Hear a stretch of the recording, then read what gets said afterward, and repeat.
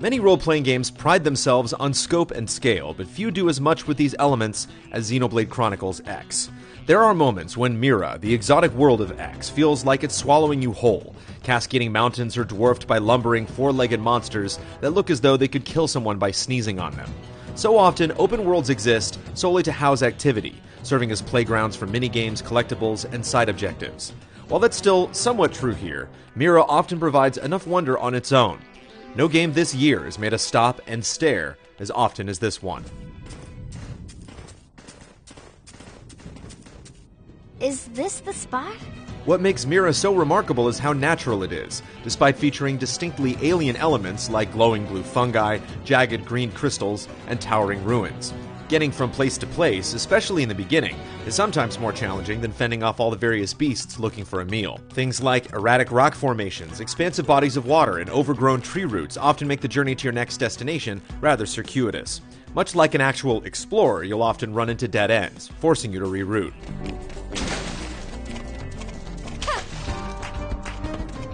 In other games, such navigation would be frustrating and tiresome, but Xenoblade is designed in such a way that unfettered exploration is arguably its biggest joy. The reason for all the poking around is contextualized in a simple, elegant way. You and many other refugees crash-landed on Mira, and you're all working together to establish a new home. To do that, players must survey each of the vastly different continents by installing data probes at specific points. These probes provide information on the surrounding areas. Each section of Mira has something worth seeking out, be it special enemies that drop valuable items, missions to complete, or simply just treasure to find. It's incredibly easy for wanderlust to kick in, and you end up chasing after everything except the task you initially set out for.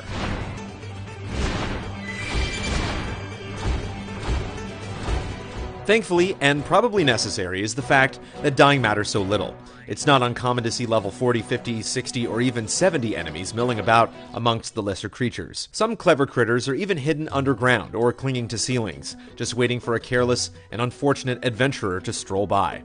Expect to get caught off guard frequently during your travels, with every bit of health stomped out in a single blow. If such a thing happens, the only consequence is that you'll spawn at the last fast travel point. It can be annoying, but never so much to discourage further expeditions. The punishment is just severe enough to make Mira actually feel threatening. 1, 2, 3, 4. Another smart move is how you're always pushing ahead. Once you've explored an area and uncovered fast travel points, you can teleport to these locations from anywhere with a few presses of the gamepad. Returning to town to tune up or accept new missions is fast and convenient, as is returning to a location to complete an objective, slay a specific monster, or gather certain items. Here he is! Thanks. Let's take the fight to them! Xenoblade almost demands players take it slow and practice patience. Sometimes the approach works wonderfully. Players can't pilot one of the giant mechs known as Skells until more than 30 hours into the game, roughly halfway through the story. The wait is absolutely worth it, however, since Skells change everything. Enemies that were devastating become manageable, and getting around is much easier thanks to a boosted jump. Another equally important acquisition is the ability to fly, which you can't get until the final fourth of the game. Soaring through the skies is the only time Mira seems both small and peaceful. It's a significantly more powerful mark of progression than typical rewards like earning a new skill or getting a new weapon. After so much time and effort, you'll finally feel as though you have a handle on such an overwhelmingly massive planet. Now this part I like. Yet there are other times when Xenoblade is less thrilling. Very few tasks stray away from the tired RPG standard. Expect plenty of quests asking you to fetch items or kill a certain number of enemies. It's also quite annoying running back to a location mid-mission just to hear a few snippets of dialogue before being asked to dart off somewhere else. Many other games this year are guilty of the exact same thing, but what makes it especially egregious in Xenoblade is that you have to do these things before continuing on with the story.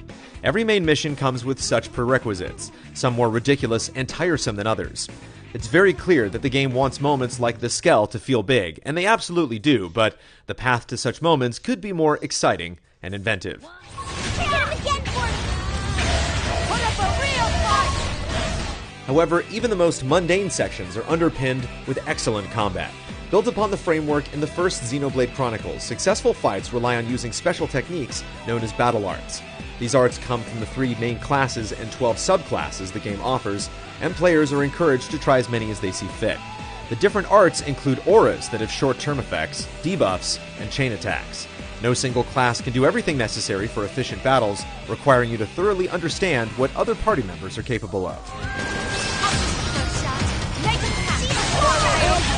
It's hard to rely on old RPG standards like recovery items as well, since the only way to heal allies is by hitting special button prompts triggered by using certain arts at the right time. While it's possible to grind your way to victory, knowledge of the enemy, quick timing, and a well-thought-out strategy are far more significant factors, especially toward the end of the game. Taken as a whole, the battle system is one of the most intricate and active we've seen from a JRPG in quite a while. Combat is even more enjoyable in online multiplayer, where you can team up for specific missions. Since even a random human ally is more cooperative, intelligent, and reactive than AI comrades, you can feel practically unstoppable with the right partners. In fact, it's fairly easy to lose yourself in the multiplayer entirely. Working with others to complete small objectives known as squad tasks is one of the ways to spawn exceptionally brutal bosses. Or you can also recruit the avatars of other players, using them as party members for a limited period of time. There's a real sense of brotherhood, like you're all banding together for the same goal. At the same time, Xenoblade does a good job of incentivizing teamwork without ever forcing you into it, or compromising those that don't engage. We'll miss this shot. What Xenoblade Chronicles X sorely lacks is a consistently captivating story. Many of the broader themes, which we won't spoil, have not only been done in plenty of other sci-fi stories, but even in other Xeno games. Worse is that a lot is left hanging. The ending is one big setup for something grander, and quite a few characters aren't properly fleshed out. It's hard to get too attached when you don't fully understand someone's motivation. The game also relies too heavily on recycling the same jokes. Tatsu, the expected furry sidekick, somewhat resembles a potato, and several characters sarcastically suggest eating him in numerous ways. It's not all that funny the first time you hear it, and the joke repeats so frequently that it's hard not to groan whenever the bespectacled goofball shows up. There are moments when characters get time to shine, especially during affinity missions, but they're not enough to carry the story's shortcomings. Considering they appear to be systematically targeting the Lifehold, I'd say that leaves no question that follows here. With so much to get wrapped up in, however, the disappointing story doesn't leave a lasting sting.